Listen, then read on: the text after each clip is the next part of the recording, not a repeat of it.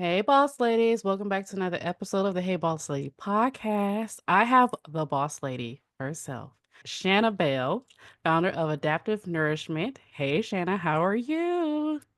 Hi, Candace. I'm great. How are you doing today? I'm doing great. So tell everyone who you are and what you do. I am Shanna Bell, founder and owner of Adaptive Nourishment. I am a holistic health practitioner and health and wellness coach. I work with both humans and animals, which I'm told is odd, but I like it because I like working with both. I have a master's degree in nutrition from NC State. I started in human and did my internship in animal at the Science Museum, hence human and animal. I am also double board certified in lifestyle medicine and holistic nutrition. And I am a certified health coach from IIN and I'm sitting for that board exam in July. I love conversations about, different, like getting different certifications and boards and everything. And I'm like, wow, it took me a long time to get my associate's degree. So hats off to everyone. It took me what It took, 7 years to actually get a 2 year degree. So I mean, you did it though, so that's yeah. that's a lot of wherewithal. I mean, I didn't, just for the record, I didn't do my bachelor's when I was younger. I started and then left because I didn't know what I wanted to do. And then I did my master's later when I was a single parent of two young children and worked 9 jobs. So I didn't finish my master's until 2015. Yeah. So how am I? Somewhere in my mid 30s. I don't know. I didn't plan to do anything after the master's because that was enough. And then I got a wild hair and I was like, you know what? I should do these 2 board exams because lifestyle medicine is exactly what I do. And so is holistic nutrition. And I have to say, I don't like taking tests. Boards are horrible. So I'm kind of dreading this third one. Oh yeah. Yes. Oh my goodness. I have a whole system for taking tests, but that's another conversation for another day. I Oh go yeah, we into could. deep into that. Yes. So tell us, how did you get to boss status? What was your journey like? My journey really started when I was little. In 1986, I was one of the early children in the US diagnosed with celiac disease before it was recognized as an actual disease, which was in 1990. Now, note, children had been diagnosed with celiac before, as early as the 1920s, but they didn't fully understand what it was. So they realized that they could put them on the banana diet. And if they just ate bananas, they would not have the symptoms. But that creates a whole cascade of other issues because you can't just live on bananas. You're missing some other vital nutrients. So around the time I got diagnosed in the 80s, the set of doctors that diagnosed me, I guess, had been working with other people. I'm not sure the whole impetus, but basically they had come up with the gluten-free diet. And at that point, they told me that I couldn't eat wheat, rye, oats, barley, and millet. Now that has been changed since then, but at that time, that's what they thought contained gluten. So I've kind of been in the nutrition health space since I was little because I didn't have a choice. Um, it's what helped me live and thrive. And so I've always been interested in health and nutrition. And I was also very interested in gastroenterology for obvious reasons. So I originally was pre med and changed that after the first year because I hated it and realized it just wasn't in line with me. I'm more holistic. I've had herbal medicine books and foraging books since, the early to mid 90s. I've always looked at, food as medicine, and I'm not knocking the current medical system. Please note that. I'm just saying it has a place, but its place is more reactive and emergency medicine, not preventative. And I have always been more preventative root cause. So I floundered for a while trying to figure out what I wanted to do because I knew it wasn't that. Um, and then life happened. I didn't finish my degree because at that point I switched to philosophy for no apparent reason. I just thought it was interesting and then realized I wasn't going to do anything with that. Floundered for a while and then ended up meeting my ex-husband, getting pregnant, getting married. Don't do that, by the way. It's a horrible idea. Actually, right before I found out I got pregnant, right before I found out I was pregnant, I went back to finish my bachelor's because I was teaching special programs in middle school. And the teacher I was working under was finishing her master's, and she was a single mom of 5 kids.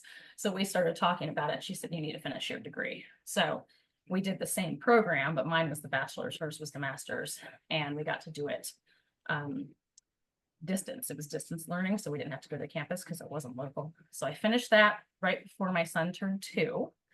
I still wasn't sure what I was going to do because at that point I was a stay-at-home mom, and I hated that because I was bored. Um, and I've always been in the nutrition space. People have always come to me with health questions or food questions or cooking questions. When my daughter was not quite 1, I started the first gluten-free bakery in the area. And that was difficult for me to do because I then subsequently got separated and divorced. So I didn't run it for very long because it was just, I just couldn't manage that and the kids, and I had to find something that would actually pay some bills. And I was talking to my kid's pediatrician a couple years after that. And at that point, I was on Medicaid and food stamps, which when most people look at me, and I hate to say this is a stereotype, but when they look at me, they don't assume I've ever been on Medicaid and food stamps. I was.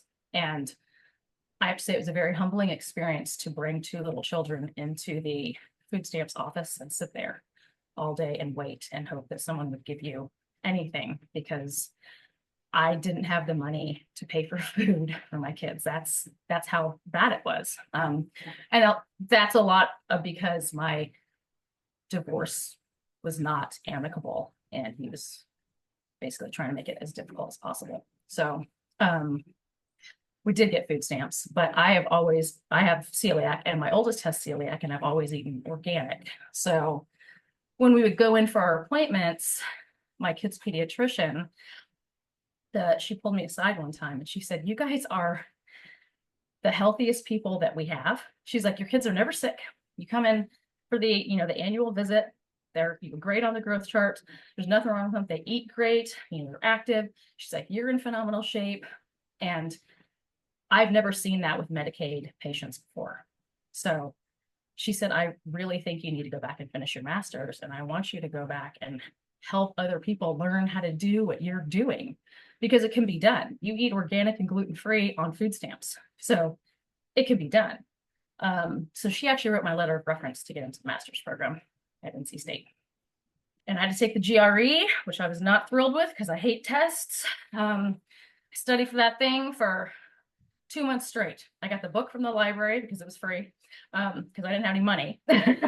And I had enough money to pay for the test, but I knew I had to pass it because I didn't have enough money to take it again. So I did pass. It was pretty nerve-wracking for me because there was a lot of money to me at the time on the line.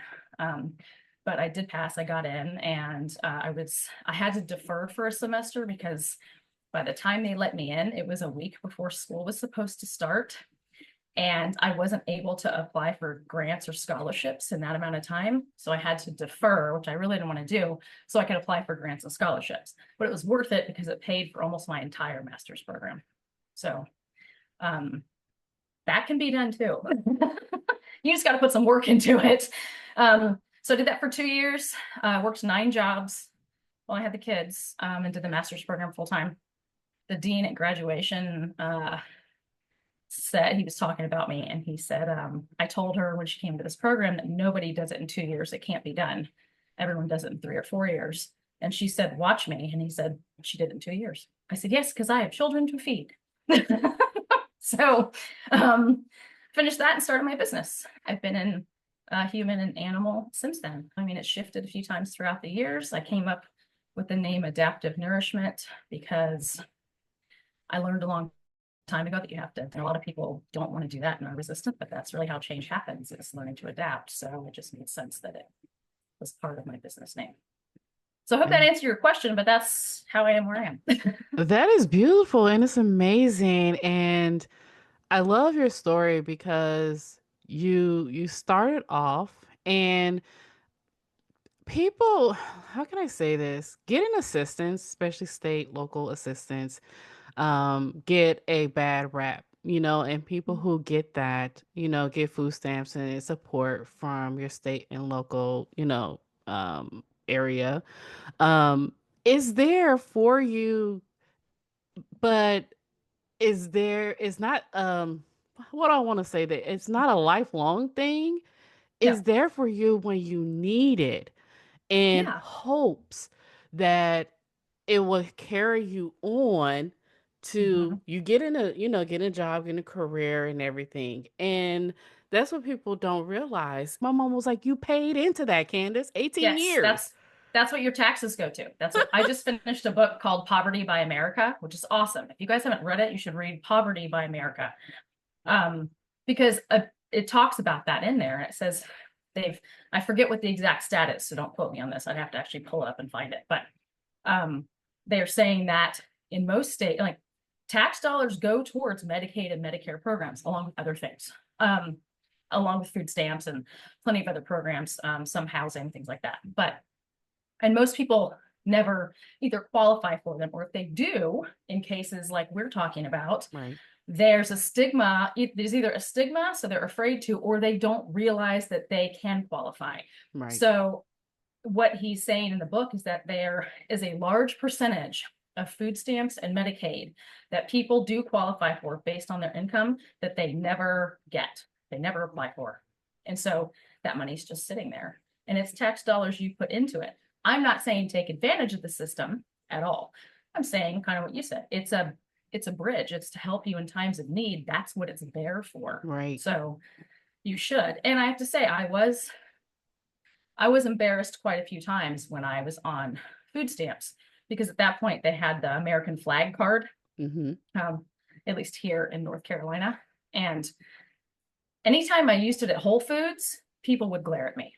Um, like they didn't, it's like I pulled it out and they just kind of looked at me like, there's no way you have that. And I'm like, you don't know my situation. I Right. mean, and I had a friend once, we were out at lunch, and he started he started kind of going off on a tangent about, people who are on Medicaid and food stamps, and he hates it when people whip out that American flag card.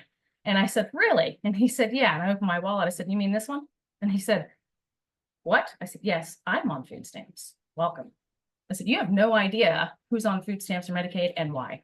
So you shouldn't judge people because this is what I need to do to make sure my children are fed and they are healthy and happy and safe. And I'm doing the best I can at this point in time. Like, it just is what it is. Right. But Yeah. yeah, that's kind of how I feel about it. It Yeah. kind of frustrates me. And you took that opportunity to actually not buy junk like most people do. No, You took that opportunity because I'm telling you, healthy food is very expensive. it can Yes, be, it's but expensive over that's here. something I do have a problem with the Medicaid and WIC or food stamp SNAP and WIC system with some of the foods they allow. Hmm. I don't think soda and, you know, tasty cakes, or I don't even know, I've never had a tasty cake. I think that's a name. But I don't think junk food should be allowed, because the whole point is for you, to give your children healthy food, because it's been proven that that helps them better in school and it helps with behavior. Like, if you're giving them junk food, that actually perpetuates the system. Health and wealth are tied together. That's a whole nother conversation we could have, but probably not today. I'm gonna have it one day. So, and tell me, what's one pivot that surprised you the most and taught you something game changing about yourself? If we're talking about business, it was, so I went into it wanting to work with humans, to help humans, in, situations like I've been in. But what happened after a couple of years is that for some reason, the animal side of the business really took off. And I said, huh, apparently the animal side is much more interesting to people. And I had a much more difficult time getting the human side rolling. So I have actually done more animal health and behavioral training, than I have human health. So that was a huge, kind of shift for me, because that wasn't the plan. But I found that, sometimes, most of the time, life doesn't go according to plan anyway. So you just adapt and roll with it. If that's the direction things are going and that's the need, then that's where I'll go. Because animals also need my help or help like from people like me, because animals now are domesticated animals. This is what I'm talking about. Now have a lot of the same health issues that we have as humans have because we're feeding them the same thing we're feeding ourselves. So it's now translated like type 2 diabetes and kidney disease are ridiculously rampant in dogs and cats now. It's crazy when it wasn't really a thing before. That's very interesting. I didn't, and it's so funny because it's not funny, but it's so strange, I would say, that Ironic. yeah, right, that I didn't realize that they would get the same things that we get. And I'm like, and Mhm. I just started hearing it within the last, I want to say couple of years. Couple of years I started hearing Oh, it yeah. more in animals. And I was like, is that really a thing? Like, Oh, and yeah. Read the ingredients in their food. my goodness, that's Yep. crazy. Mm. Hmm. Yep. It's the same ultra processed junk that most, I'm going with Americans at this point because every country is different, but most Americans are eating. So yeah, if we're giving ourselves those diseases, why wouldn't our animals be getting it? Same thing, lack of physical activity and the same kind of junk food. I I say it's like feeding your animals McDonald's every day, twice a day. Mm. Let's not get And started on that. I just use Okay, that as though. an example because I'm like, okay, if you just ate McDonald's twice a day every day and it was the same thing, because most people feed their animals the exact same food, right? Then what do you think would happen to you health wise? Maybe not immediately, but over a few years. Same thing. Do you remember that documentary Super Size Me? I do. Yeah. And he was like, he was all excited at first about going to McDonald's, but then after a while, his health declined because he was eating it almost every single day. Hmm. And when I didn't really fully see the documentary, but then when I saw snippets of it, I was like, yeah, I'm good. You know, type of thing. Cause I was like, oh, yeah, no, no, I'm good.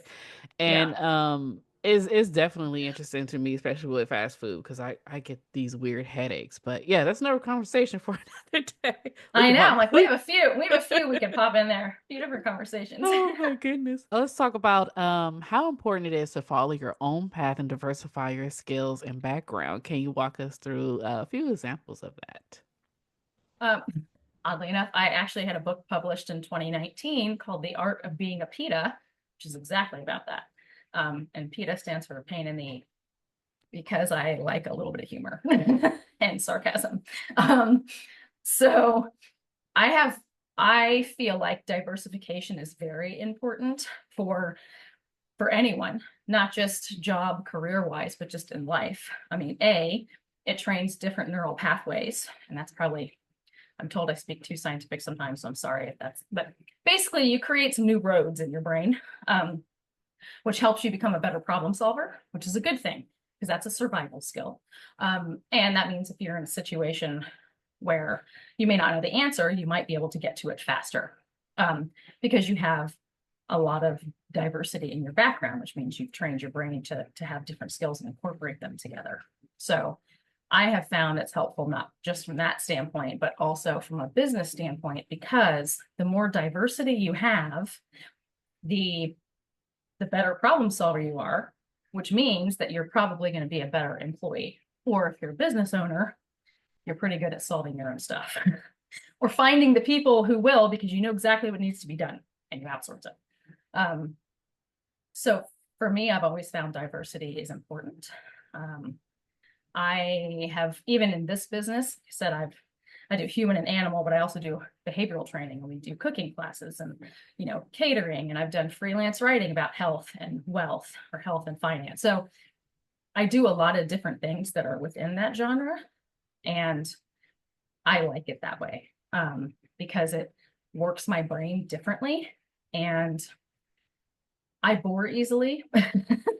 So I found that I need different stimulus. Like I need to learn something new every day.